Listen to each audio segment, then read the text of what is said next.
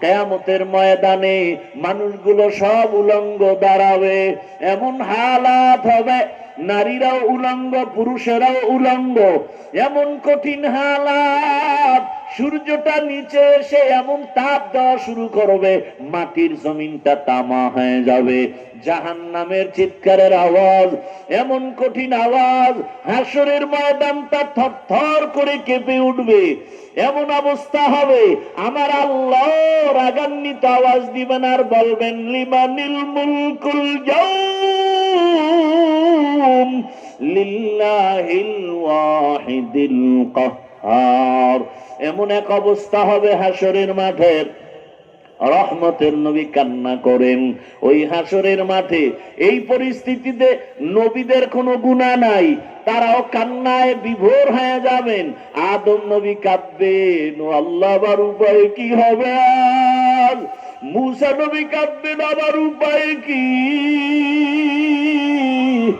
ঈসা নবী কাঁদবেন, আমার উপায় কি।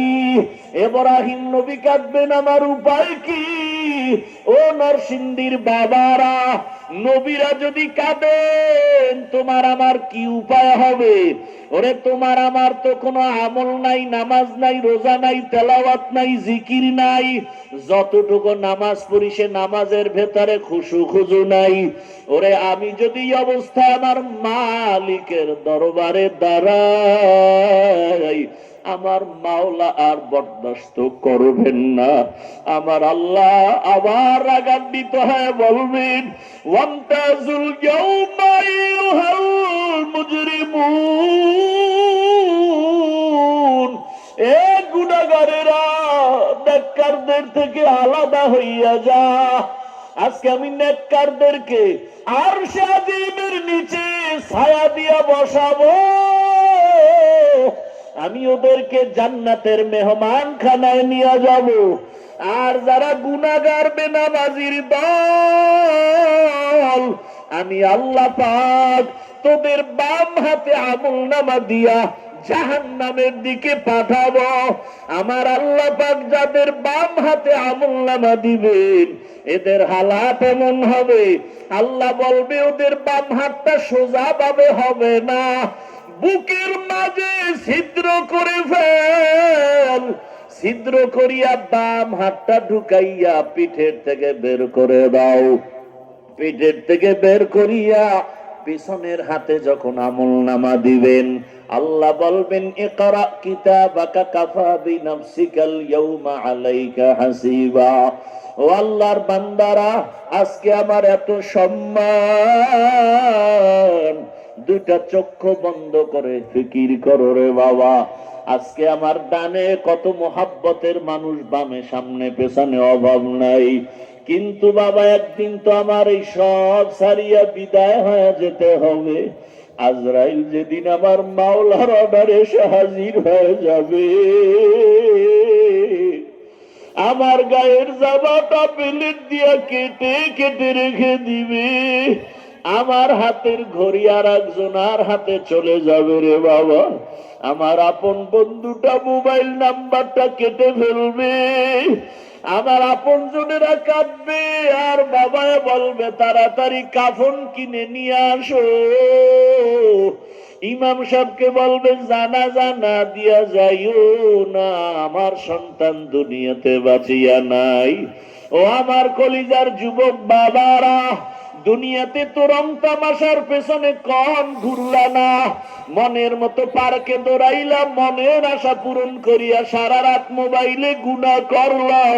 আরে বাবা, তুমি সারাটা জীবন দাড়ি কাটলা, নামাজ ছাড়লা, একবারও চিন্তা করলা না কোন দিন আজরাইল এসে ধরিয়া বসে। ওরে আজরাইল এসে যদি হাজির হয়, মা কান্না করে ধরে রাখতে পারবে না, বাবা ধরে রাখতে পারবে না।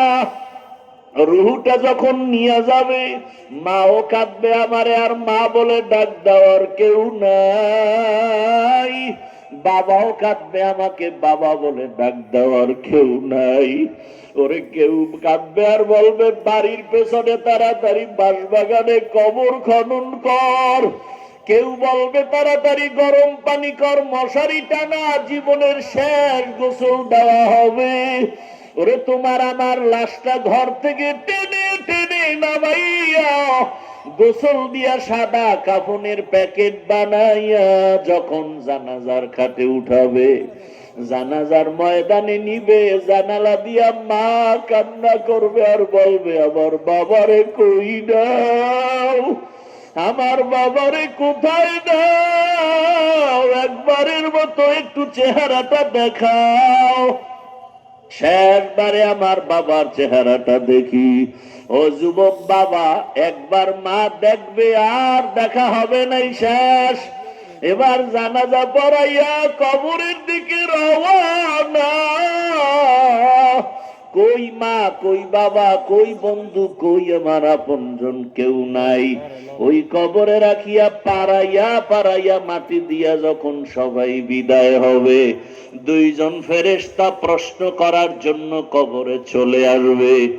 আমার বান্দা যখন নামাজ না নিয়া গুনাহগার হইয়া কবরের বিছানায় যাবে, তখন বান্দা একটা জবাবও দিতে পারবে না।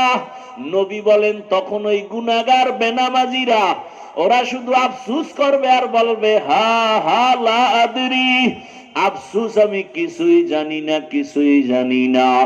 আমার মাওলা তখন রাগ হইয়া কুদরতের আওয়াজ দিয়া বলবে কবরের ফেরেশতা, এই নাফরমানের দুনিয়াতে আমি কত আদর করেছি, আমার দেওয়া সূর্যের আলো, চাঁদের আলো, পানি বাতাস সব নেয়ামত দিলাম, আমার দেওয়া সব নেয়ামত খাইয়া নামাজ পড়ে নাই, রোজা রাখে নাই, তেলাওয়াত করে নাই, পর্দা করে নাই, আলেম ওলামার কথাও মানে নাই, বিরোধিতা করত।